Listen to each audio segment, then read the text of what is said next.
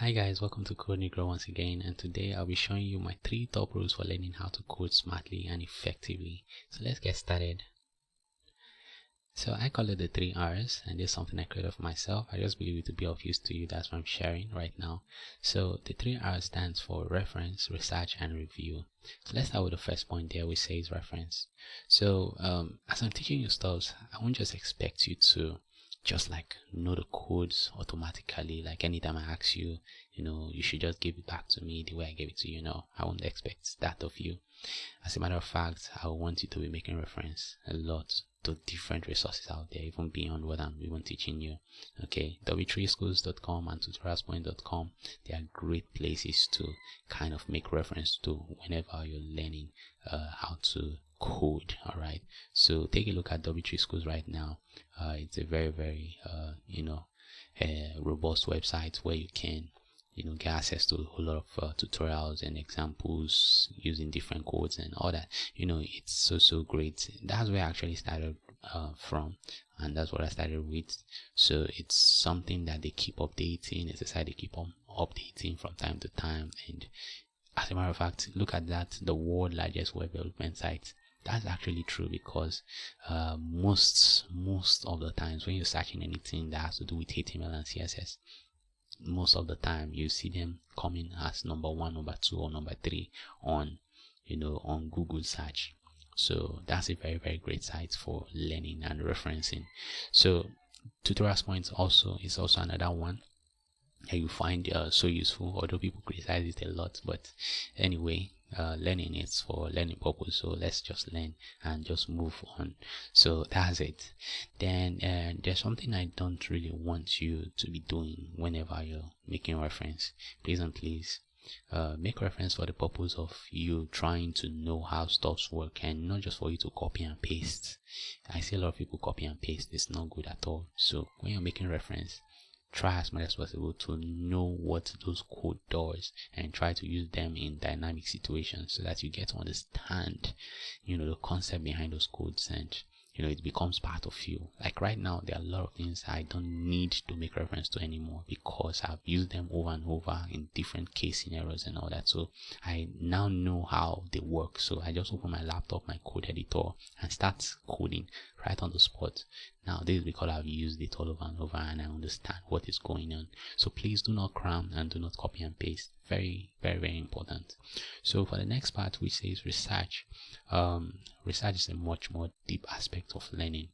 Okay, Stack Overflow is somewhere you can ask your questions. Like if you're stuck with your code and something, maybe you're building a project or something and you're stuck, you can just take your code out there to Stack Overflow. Let me show you how Stack Overflow looks like. So yeah, this is Stack Overflow. Look at the blue button there. It says ask a question. So you just click on that button, and it will give you fields where you can put in your code, put in your question and all that. And a lot of people will come to your rescue. Like they will just, okay, why don't you put this in your code? Why don't you do this? Some might even edit your whole code for you and just give it back to you. And just like I said before, please and please do not just copy and paste. When they give you solutions to whatever you're trying to build, try as much as possible to understand what is going on. Try to understand the errors they fixed for you. That's what's going to make you to learn much more smartly and faster.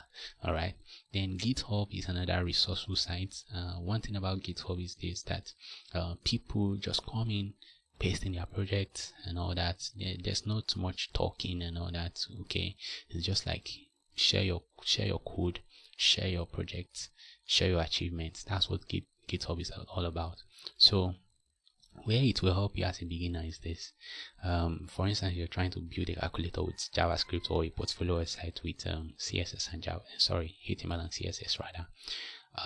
You can just like Google search, okay, portfolio website, HTML and CSS, GitHub.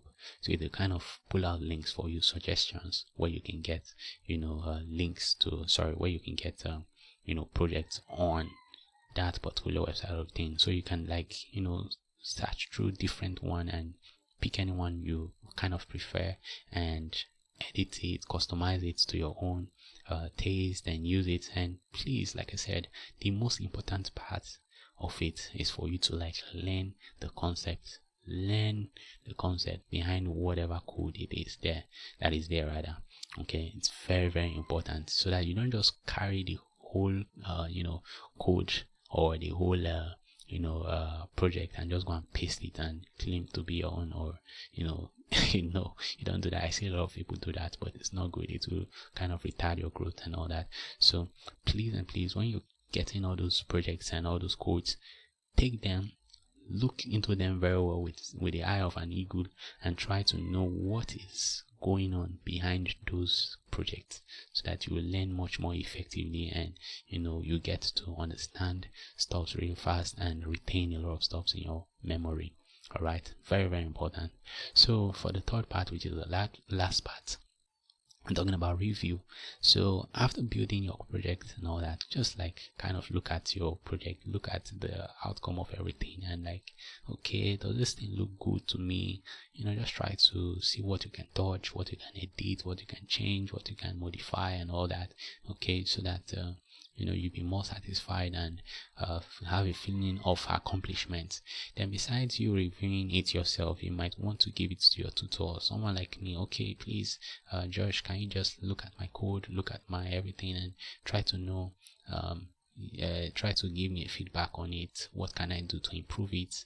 You can also do this with your friends as well on social media. I see a lot of young people do this, and it's so nice. It's so nice because someone might just come up and say, okay, the color combination. Now those people, they might not even understand what coding is all about, but maybe they are graphic designers and they have an eye for design, so they might just like come up and say, oh, your site looks good, but it's just the coloring aspect, or the fonts are not nice and all that. So they will just give you some suggestions and tips as to how you can make it improve. So those are my 3 top R's for learning how to code efficiently, smartly, and much more faster. So I just hope it's been helpful to you. So thank you so much for staying with me. In the next episode, I think I will need to start showing you the codes and all that in HTML, and going forward, CSS. Thank you.